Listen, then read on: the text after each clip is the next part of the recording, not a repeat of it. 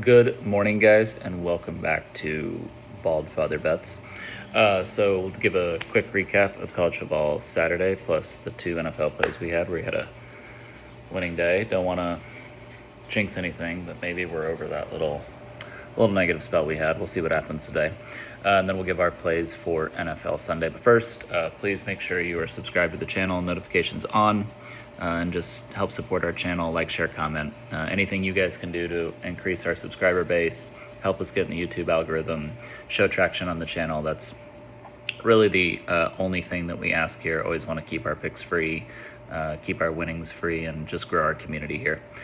So college football Saturday, along with the two NFL plays, 17-10 for us on the day. Positive day. That Texans Chiefs one, that was a bummer. A, just for Tank Dell, and then B, I think the Texans were on their way to a cover if Tank Dell doesn't go down like that. It wasn't even just the fact that he had 6 catches, 98 yards, and a touchdown. He was their leading receiver when he went down, but just the whole emotional aspect of it, right? It was nasty. If you guys haven't seen the injury, don't go look it up. It's his top half of his leg and his bottom half of his leg completely separate at the knee, and you can see bones sticking through the knee. It's really bad. It was hard to watch. So and then you could see the whole Texans team was really impacted by it, right? Like CJ Stroud crying. It was his own teammate that ran into him too. So that teammate obviously felt horrendous. He was completely distraught. It was a tough scene, and they never really recovered. After that, that got them to. It's funny because it was 17-10. They scored that touchdown, and then obviously there's a huge delay in the game to get him carted off and get him to the hospital.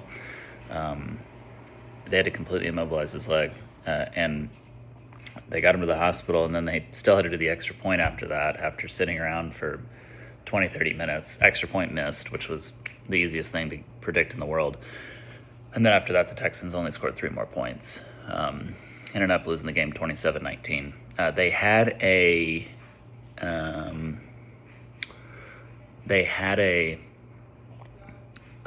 chance where it was 17-16. Chiefs went for it on a 4th and 1 at midfield, and they didn't get it. So they got the ball back 17-16, had a good opportunity to go down and take a lead there, but didn't capitalize. And once they didn't capitalize, you kind of knew, okay, Mahomes, Chiefs are gonna get this one done, because at that point, where the Texans had an advantage over the Chiefs was the pass rush, and pass rushers got tired, and Mahomes late in a game, 1-score game, he's gonna get things done. So that was really the play that lost, that had a chance to win. Obviously, SMU never. Well, I say that SMU did have a chance, and they just squandered it. Great drive to start the game, 4th and 1. Could have easily just taken the first down, decided not to. I understand the decision. Guy was wide open in the end zone, but then you throw it behind him. He still gets his hands on it, but then defender comes over and severs it loose. And then they're doing well, defense playing well, and 2 pick sixes, and that just kind of all she wrote on that game. And then Texas, oh my God, they almost blew that cover. Rushing for 300 yards, they almost blew that cover, but they didn't. When Arch Manning fumbled that snap and gave the ball back to Clemson, I was like, are you kidding me? Because, anything could have happened there.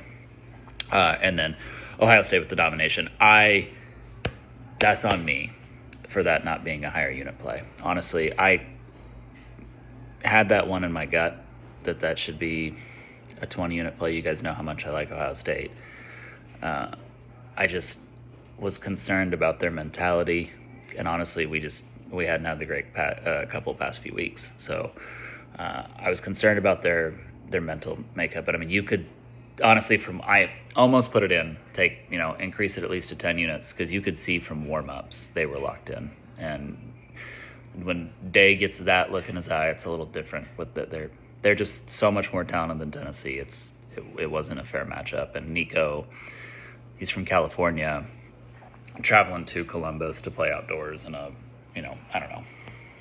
20-degree game. It was never gonna go well for Tennessee. And then Samson got hurt, and it was done. So anyway, positive day for us, 17-10.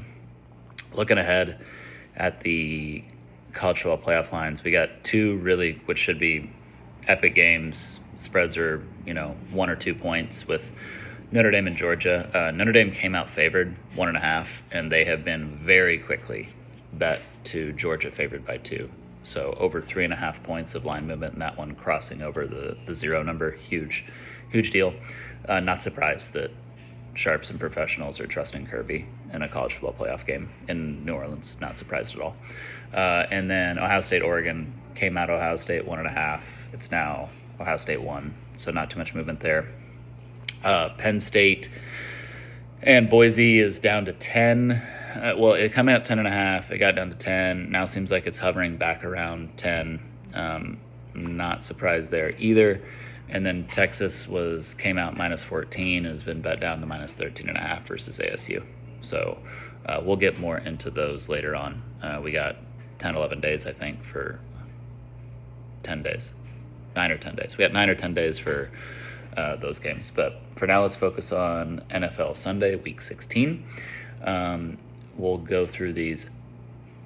There's a chance we're not going to play 1 or 2 of these games. I know we play every game here at Bald Feather Bets, but late in the NFL season, you start getting into some things where teams will be testing out different quarterbacks, different players, trying to get a read on next season, and there's 1 or 2 of these that we may lay off. We'll see what happens. To start out, we're going to go Giants-Falcons. We're taking the Giants plus the 10. Drew Lock is playing. That is the main thing here. Michael Penix Jr. making his first NFL start. Dexter Lawrence is out. I wish he was in. It'd make me a lot more confident, but 10 points is a lot, and the Falcons are not the Ravens. And DeVito is not Drew Lock. Drew Lock is a much better quarterback than DeVito, and that's why we're on the Giants. We're taking the Bears plus the 7 against the Lions. Fair warning, we are fading every dome favorite playing on the road in a cold weather location. So if your home stadium is a dome and you are a favorite on the road playing at a cold weather location today, we are fading you. Giants is 2 units, Bears is 2 units. Browns Bengals, we are taking the Browns plus the 10. Division game, no Jameis. Both happy and sad about that. We're not gonna be covering, and he's not gonna throw 2 pick sixes to end it. But Browns DTR in. Bengals still concerned with the Bengals defense. Not quite sure what we'll get with the Browns today, but division game, 10 points, just too many. Titans Colts. This is one of the ones that I'm considering laying off. The read is the Titans plus 4. I'm so tired. I'm so tired of the Titans. I can't lay the 4. We can't lay it with the Colts, though. I mean, they're also just an absolute cardiac mess. The read is the Titans plus the 4 for 2 units. Let's do it. Let's play it. If you laid off of it, wouldn't fault you for it. Rams Jets, love this one. Jets plus 3, 3 units. So Rams traveling to New York. It's gonna be cold. It's gonna be very cold. I don't think the Rams got their defensive issues figured out. I know they had a really good defensive showing against the 49ers. I don't think they're figured out. And I think Devontae Adams and Garrett Wilson and Aaron Rodgers will have success. I think they'll go mad dummy, bruh, and then let the 17-year-old give out the game ball again. Eagles Commanders, we are taking the commies, the comrades. We are taking them plus the 4. We're going to do it for 3 units. I like it. It's one of the only games featuring 2 playoff teams.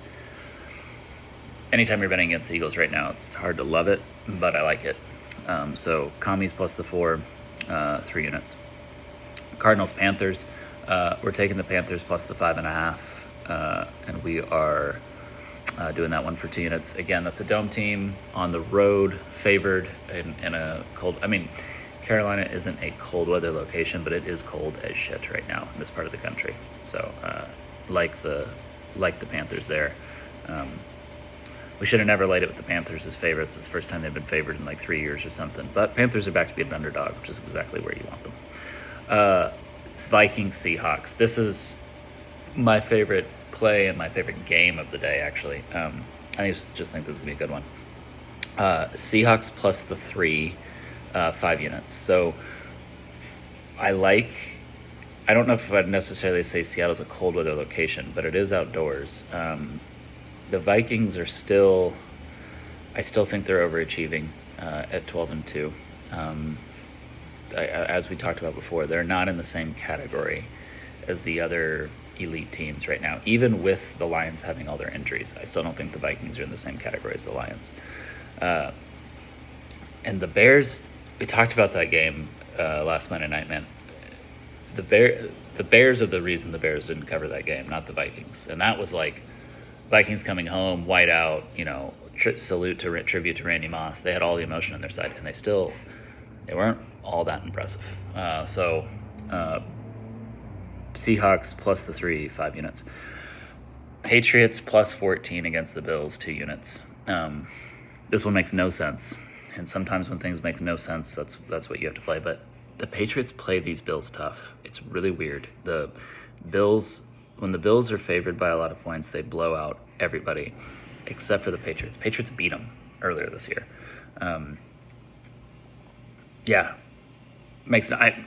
We may lose this one 56-0.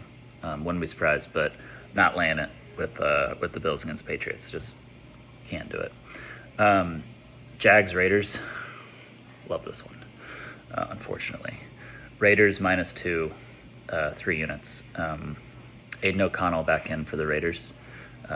Raiders do well with O'Connell at quarterback. It's really that simple. Mac Jones, Jags. Raiders do well with O'Connell at quarterback. People think that the Raiders are tanking. This is the NFL. Teams don't really tank. Now, what you do see sometimes happen is a general manager and owner steps in and forces a certain team member or a certain player to not play. So, remember when the Eagles brought in Nate Sudfeld or something, took Jalen Hurts out of a game and put in Nate Sudfeld in the last week so they could improve their draft position. That'll happen. But when coaches and players, they don't tank. And so Aiden O'Connell's playing, so Raiders aren't forcing him not to play their best player. So Raiders -2, 3 units. 49ers, Dolphins, we're not playing that one. There's just too many injuries. I cannot get a read on that game. Because the line has moved so much back and forth based on what injury news has come out. And Tua is supposedly going to play, but he has a hip injury. I want nothing to do with that. We're finally not playing a game here at Bald Father Bets. And then Bucks Cowboys, pure gut feel. Model, system, all that stuff obviously likes the Cowboys. I just don't care. Bucks -4 for 2 units. That's not a train that I want to step in front of right now, especially given the added point of how they're just trying to feed Mike Evans the ball to get him that 1,000-yard receiving. So that's it for games today. I think you guys can figure out what the play will be tomorrow night based on that we're fading all these road teams who are traveling to all these road dome teams who are traveling to cold weather locations. But we will be back at you tomorrow night for Monday Night Football. In the meantime, enjoy your Sunday. Hopefully you're enjoying the holidays. And let's get some wins today. Thank you guys for supporting the channel. Have a great day.